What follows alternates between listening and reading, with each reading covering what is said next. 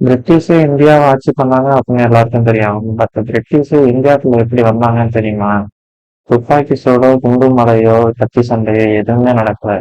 ஒரே ஒரு அமைதி தான். அந்த அமைதி தான் பிரிட்டிஷை இந்தியாவுக்குள்ள வர வச்சது. நான் வந்து ஃபர்ஸ்ட் இதோட சொல்றேன்.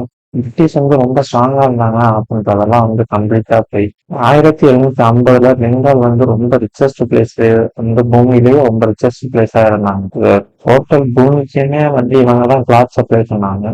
சில்க், காட்டன், ரைஸ், டாக்ஸி எல்லாமே பெங்கால்கிட்ட ரொம்ப அதிகமாகவே இருந்தது. ஹீரோ ஃபேக்டரிஸ் வந்து சர்வே பண்ணதே பெங்காலோட பணத்தை வச்சுதான். பிரிட்டிஷ் ஈஸ்ட் இந்தியா கம்பெனி அப்படின்றத நீங்க எல்லாரும் கேள்விப்பட்டிருக்கீங்க. இந்த கம்பெனியோட என்ன பண்ணோம் அப்படின்னா, இது வந்து ஒரு ட்ரேடிங் கம்பெனி. இந்த ட்ரேடிங் கம்பெனிக்கு சின்னதா ஒரு ஆர்மி, கொஞ்சம் பணம் வச்சிருந்தாங்க. இந்த கொஞ்சம் பணத்தை வச்சுக்கிட்டு, சின்ன ஆர்மியா வச்சுக்கிட்டு டைரக்டா அட்டாக் பண்றோம் அப்படின்னா இது லிட்டரலா சூசைட் அப்படின்றது அவங்களுக்கு நல்லாவே தெரியும். ஸோ அவங்க இதுக்காக வெயிட் பண்ணிட்டு இருக்காங்க. இந்த வெயிட் பண்ணிட்டு இருந்த நேரத்துல வந்து மாத்தினவர் தான் மிர்சாபர். மிர்சாபர் வந்து ஒரு போலையோ பயந்தாங்கொழியோலாம் கிடையாது. இவர் வந்து இவரோட பொசிஷன் உங்களுக்கு தெரிஞ்ச நீங்க கண்டிப்பா ஷாக் ஆகிறீங்க. இவர் வந்து சீஃப் கமாண்டரா இருந்தாரு பெங்கால் ஆர்மியில.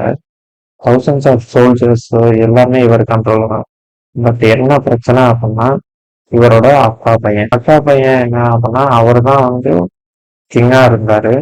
இவரோட குயிக் டிசிஷன் பொலிட்டிக்கல் இஷ்யூன்றதுனால மிர்ஜாஃபர் மைண்ட்ல என்ன தோணுச்சு அப்படின்னா, நம்ம ஏன் இந்த அரியணையை பாதுகாக்கணும், நம்மளே இந்த அரியணையை ஏன் எடுத்துக்க கூடாது அப்படின்னு அவர் தோணுச்சு.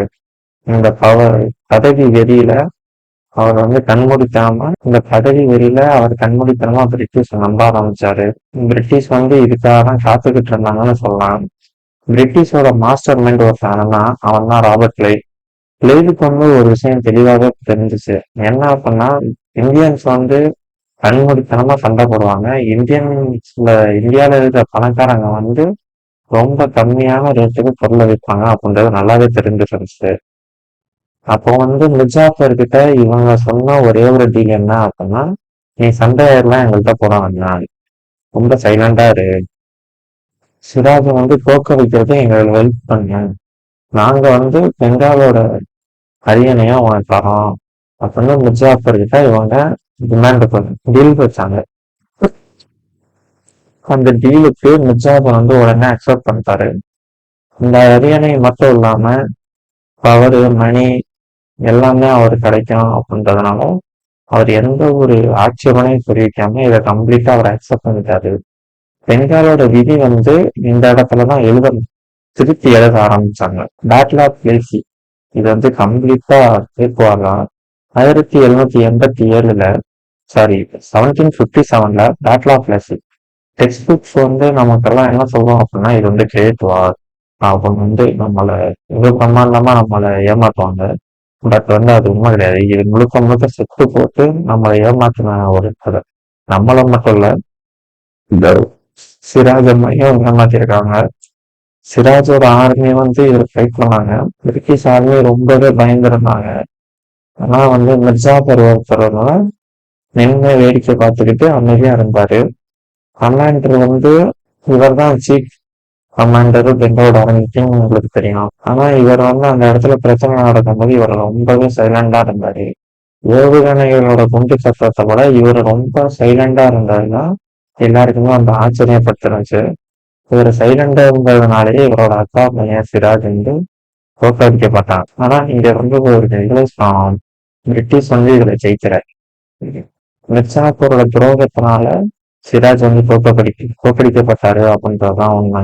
சிராஜ் தோற்கடிக்கப்பட்ட உடனே சிராஜ் வந்து எஸ்கேப் ஆகணும் அப்படின்னு ட்ரை பண்ணான். பட் அவனுக்கு தெரியாத ஒரு விஷயம் என்னன்னா, நம்ம வந்து துரோகத்தின் சூழ்ச்சிகளால நம்ம சர்வை பண்ணிக்கிட்டு இருக்கோம் அப்படின்றது அவனுக்கு தெரியவே இல்லை. துரோகம் பண்ணவங்க எல்லாம் வந்து அவனை காட்டி கொடுத்து அவனை கொண்டுட்டாங்க. அவர் சாகும்போது அவரோட வயசு 24. ரொம்ப சின்ன வயசுல இறந்த கிங்னு அவரை சொல்லலாம். பிரிட்டிஷ் வந்து இது செலிப்ரேஷன் பண்றது கிடையாது. இது வந்து இந்தியான்ற ஒரு வேற எம்பையருக்குள்ள அவங்க உள்ள வர்றதுக்கான ஒரு என்ட்ரின்னே நம்ம சொல்லலாம். மிர்ஜாஃபரை வந்து இவங்க நவாபாக்கி அரியணையில உட்கார வச்சு கிங்ன்ற பேரெல்லாம் கொடுத்தாங்க. பட் பவர் முழுக்க முழுக்க வந்து பிரிட்டிஷ் கிட்ட தான் இருந்துச்சு. டாக்ஸ டிசைட் பண்றது பிரிட்டிஷ். ட்ரேடை டிசைட் பண்றது பிரிட்டிஷ், ஆர்மியை டிசைட் பண்றது பிரிட்டிஷ். பட் வந்து மிர்சாபர் அரியணையில உட்கார்ந்தாரு, ஒரு தலையாட்டி பொம்மை மாதிரி. பிரிட்டிஷ் என்ன சொன்னாலும் ஆமா சாமி, ஆமா சாமி அப்படின்னு சொல்லுவாரு. பிரிட்டிஷ் வந்து வரியா ரொம்ப பணம் கேட்டுக்கிட்டே இருந்தாங்க. கண்டினியூஸா கேட்டுக்கிட்டே இருக்கவும் இவரால கொடுக்க முடியலன்ற பட்சத்துல இவரை வந்து தூக்கி போட்டாங்க. இவரை வந்து யார் அரியணையில உட்கார வச்சாங்களோ அவரே வந்து தூக்கி போட்டாங்க தொட்டியில. என்னதான் மிர்சாபுரை தூக்கி போட்டானோ பெங்கால் என்ன ஆச்சு அப்படின்னு பாத்தீங்கன்னா, பெங்கால் வந்து ரொம்ப கொஞ்சம் கொஞ்சமா அழிய ஆரம்பிச்சது. பிரிட்டிஷ் ரூல் ஸ்டார்ட் ஆன உடனே அவங்க ஃபர்ஸ்ட் கையில எடுத்த ஆயுதம் என்ன அப்படின்னா வரி. ஃபார்மருக்கு வந்து விவசாயம் பண்றவங்களுக்கு விவசாயத்துல வரி இல்லாட்டி விவசாயத்துல வரி கட்ட முடியல அப்படின்னா அவங்களுக்கு வந்து பனிஷ்மெண்ட் கொடுக்க ஆரம்பிச்சாங்க. வேலையிலேயே ஃபேமஸா இருந்த பெண்கள் துணி தைக்கிறவங்க பிரிட்டிஷ் இந்தியாவுக்கு வந்து பிரிட்டிஷ்க்கு வந்து இந்தியாவோட கிளாத் எல்லாம் தேவை கிடையாது. பிரிட்டிஷுக்கு வந்து பிரிட்டிஷோட ஃபேக்டரி கிளாத் வந்து செல் ஆகும் அப்படின்றதான் அவங்களோட நோக்கமா இருந்துச்சு. ஸோ அவங்க வந்து லோக்கல் லூம்ஸ் எல்லாத்தையுமே வந்து அழிக்க ஆரம்பிச்சாங்க. 1769 1770 நிறைய பேரை வந்து அவங்க பொண்ணு பிரிச்சாங்கன்னே சொல்லலாம். எந்த ஒரு டிசாஸ்டரும் கிடையாது, எந்த ஒரு பாலிசியும் கிடையாது. இதுக்கு வந்து முழுக்க முழுக்க பிரிட்டிஷோட ரெஸ்பான்சிபிள் தான் காரணம். இது எல்லாமே நடந்ததுக்கு யாரு காரணம் அப்படின்னா மிர்சாபர் கலந்து விட்ட வழி மட்டும். மிர்சாபர் வந்து கத்தியோ துப்பாக்கியோ குண்டு குண்டெல்லாம் போட்டு எதுவும் பண்ணல. அவர் அந்த பேட்டில் ஃபீல்ட்ல அமைதியா இருந்த ஒரே ரீசன்னால மட்டும் இவ்வளவு நடந்ததுன்னு நம்ம சொல்லலாம். இந்த கதை வந்து பிரிட்டிஷோட ஸ்டோரி கிடையாது. இந்த கதை வந்து நமக்கான ஸ்டோரியுமே நம்ம எடுத்துக்கணும். நம்ம வந்து எந்த ஒரு பிரச்சனையுமே எதிரிகள் வந்து வெளியில இருந்து வர்றது கிடையாது. எதிரிகள் வந்து நம்ம பக்கத்திலே தான் இருப்பாங்க. அவங்க வந்து துரோகின்ற போர்வைக்குள்ள இருப்பாங்க. நம்ம கூட இருந்து நம்மளுக்கு துரோகம் சொல்லி ஆட்களா இருப்பாங்க. மிர்சாபர் வந்து ஒரு வில்லனோ ஹீரோவோ கிடையாது. அவன் வந்து நமக்கெல்லாம் ஒரு வார்னிங்கா சொன்னான். அது மாதிரி நிறைய ஆட்கள் நம்மளை சுத்தி இருப்பாங்க. அவங்க எல்லாருக்கிட்ட இருந்தும் நம்ம அச அலர்ட்டாவே இருக்கணும். அவங்க எல்லாரையும் முடிஞ்ச அளவுக்கு இக்னோர் பண்ண பாருங்க. இன்றைக்கான வீடியோ அவ்வளவுதாங்க. மறக்காம லைக் பண்ணிட்டு கமெண்ட் பண்ணிட்டு சப்ஸ்கிரைப் பண்ணிட்டு போங்க. தேங்க்யூ ஃபார் வாட்சிங்.